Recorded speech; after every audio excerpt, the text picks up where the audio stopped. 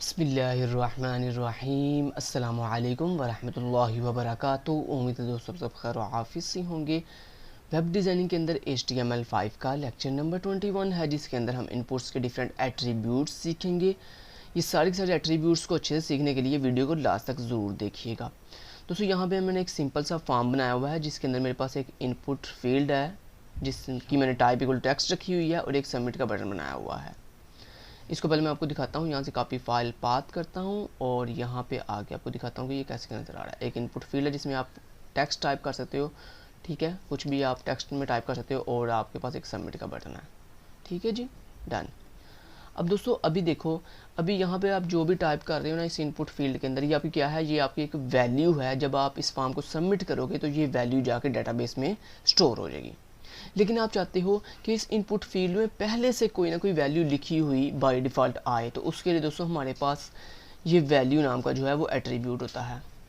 तो यहाँ पे आप इनपुट फील्ड के अंदर वैल्यू नाम का अगर एट्रीब्यूट ऐड करोगे और इसमें जो भी लिखोगे वो आपको इनपुट फील्ड में बाय डिफ़ॉल्ट लिखा हुआ नज़र आएगा। मान लो आपने लिख दिया खिज़र शहाल, ठीक है, ये लिख के आपने जैसे देखें F5 से रिफ्रेश किया और ये देखो ये पेज के अंदर बाय डिफ़ॉल्ट आपको इनपुट फील्ड में खिज़र शहाल लिखा हुआ नज़र आ रहा है। और जब आप इसको सबमिट करोगे तो ये खिज़र शहाल ही जाके डेटाबेस में स्टोर हो जाएगा। नेक्स्ट दोस्तों, अगर आप चाहते हो कि आपकी ये जो इनपुट फील्ड है इसके अंदर जो भी वैल्यू है उस वैल्यू को सिर्फ आप रीड कर सको, राइट ना कर सको, तो उसके लिए दोस्तों हमारे पास रीड ओनली का एक एट्रीब्यूट होता है, रीड ओनली, ठीक है। और रीड ओनली को सिर्फ आप ऐसे लिखते हो डायरेक्टली, इसमें कोई भी वैल्यू नहीं होती है, ठीक है। अब मैं आपको यहाँ पे करके दिखाता हूँ रिफ्रेश, और देखो अब आप इसमें कुछ भी लिख नहीं सकते। ये देखो मैं कुछ भी लिख नहीं सकता, सिर्फ रीड कर सकता हूँ इसको, ठीक है। नेक्स्ट डिसेबल्ड दोस्तों, अगर आपने अपनी जो इनपुट फील्ड है उसको डिसेबल्ड करना हो, डिसेबल का मतलब क्या होता है, डिसेबल में भी कोई भी वैल्यू नहीं होती है, डिसेबल डायरेक्ट एक एट्रीब्यूट है, ठीक है जी। अब जब आप किसी इनपुट फील्ड को डिसेबल करते हो ना, तो यूज़र ना तो उसमें वैल्यू टाइप कर सकता है, ना ही उसकी वैल्यू सिर्फ रीड कर सकता है, उसकी वैल्यू सिर्फ उसकी वैल्यू रीड कर सकता है। लेकिन डिसेबल में एक और भी फ़र्क होता है। रीड ओनली में सिर्फ आप वैल्यू रीड भी कर सकते हो, जब आप वैल्यू सबमिट करोगे तो उस रीड ओनली वैल्यू को डेटाबेस में स्टोर भी किया जा सकता है। लेकिन जब आप किसी इनपुट फील्ड को इस तरह डिसेबल कर देते हो ना, जैसे ये देखो ये डिसेबल हो गया, अब इसकी जब ये मैं फॉर्म सबमिट करूँगा ना तो ये वैल्यू डेटाबेस में जाके स्टोर नहीं होगी, क्योंकि आपने इस इनपुट फील्ड को डिसेबल्ड किया हुआ है। समझ आई बात की? ओके जी, चलिए अब हम इस सारी चीज़ों को हटा देते हैं। नेक्स्ट दोस्तों हमारे पास एक एट्रीब्यूट होता है साइज़ नाम का। साइज़ का मतलब क्या होता है? साइज़ का मतलब ये होता है कि आपने अपने इस इनपुट फील्ड की विड्थ कितनी रखनी है, मतलब उसकी विड्थ जितने आपने उसमें नंबर ऑफ़ कैरेक्टर ऐड करने हैं ना, उतनी अगर आपने उसकी विड्थ रखनी हो तो उसके लिए हम साइज़ एट्रीब्यूट का इस्तेमाल करते हैं। मान लो आपने साइज़ रख दिया 25, इसका मतलब ये है कि आपकी इनपुट फील्ड का जो साइज़ है ना, यानी उसकी जो विड्थ है वो इस वक्त कितनी है, 25 कैरेक्टर की है, यानी इसमें 25 कैरेक्टर आप ऐड कर सकते हो, ये देखो, ठीक है।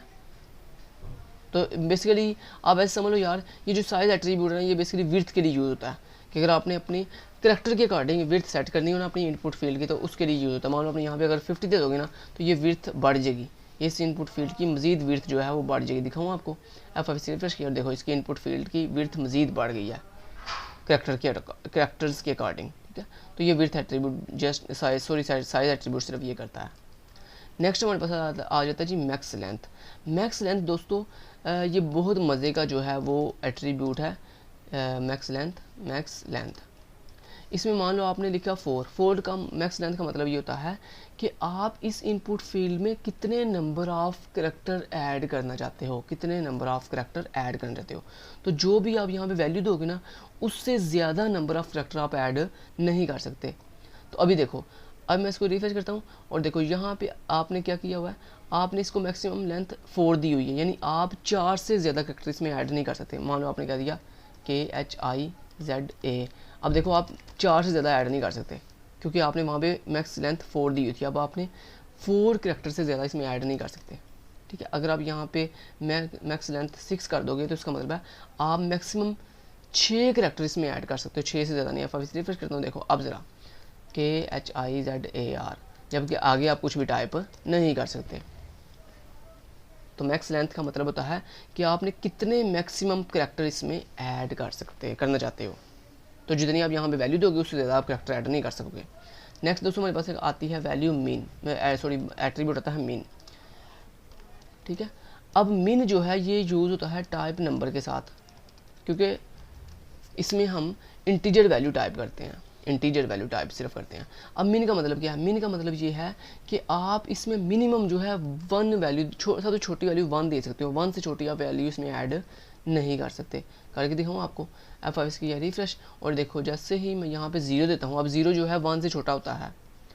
सबमिट करता हूँ और ये देखो ये क्या कह रहा कहता है value must be greater than और इक्वल टू 1, यानी वो कह रहा है कि आपने यहाँ पे लिखा हुआ है कि मिन इक्वल टू 1, यानी इस इनपुट फील्ड में मिनिमम वैल्यू 1 होगी, 1 से छोटी वैल्यू आप टाइप नहीं कर सकते। इस तरह हमारे पास एक होता है मैक्स नाम का एट्रीब्यूट। मैक्स के अंदर आप जो भी वैल्यू दोगे ना, ये सबसे बड़ी वैल्यू है, इससे बड़ी वैल्यू आप इनपुट फील्ड में ऐड नहीं कर सकते, यानी आप 100 से ग्रेटर वैल्यू ऐड नहीं कर सकते।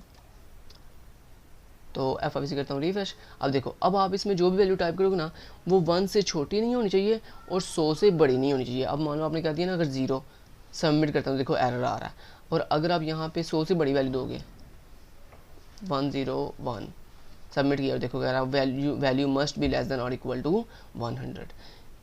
ठीक है, तो यानी आपने एक रेंज ऑफ वैल्यू दे रहे हो इसमें, यानी मीन और मैक्स की हेल्प से हम एक रेंज ऑफ वैल्यू सेट कर सकते हैं कि इससे छोटी वैल्यू नहीं आप टाइप कर सकते और इससे बड़ी वैल्यू नहीं आप टाइप कर सकते।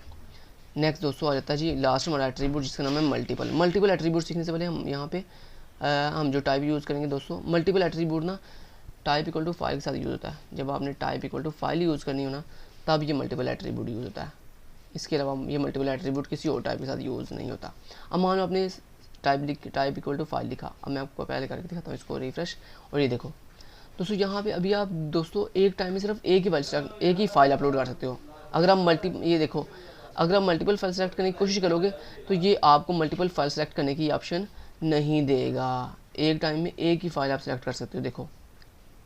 लेकिन अगर दोस्तों आप चाहते हो कि यूज़र जो है वो एक टाइम में मल्टीपल फाइल सेलेक्ट कर सके, तो उसके लिए आपको ये मल्टीपल एट्रीब्यूट यूज़ करना पड़ेगा। तो इसलिए हम क्या करते हैं, अपने इस input type equal to file tag के अंदर हम यहाँ पे मल्टीपल लिख देंगे। ठीक है, तो टाइप इक्वल टू फाइल और उसके आगे हमने लिख दिया मल्टीपल। अब क्या होगा, अब यूज़र जो है वो एक टाइम में मल्टीपल वैल्यू सेलेक्ट कर सकेगा। देखो यहाँ पे मैंने चूज़ फाइल किया और यहाँ पे देखो ये फाइल, ये फाइल, ये फाइल, यानी एक टाइम में मैंने 3 फाइल जो हैं वो सिलेक्ट कर ली हैं। तो ये फ़ायदा होता है मल्टीपल एट्रीब्यूट यूज़ करने का, कि इससे आप एक टाइम में मल्टीपल फाइल जो हैं वो अपलोड कर सकते हो। Thank you so much, till then guys, take care, अल्लाह हाफिज़।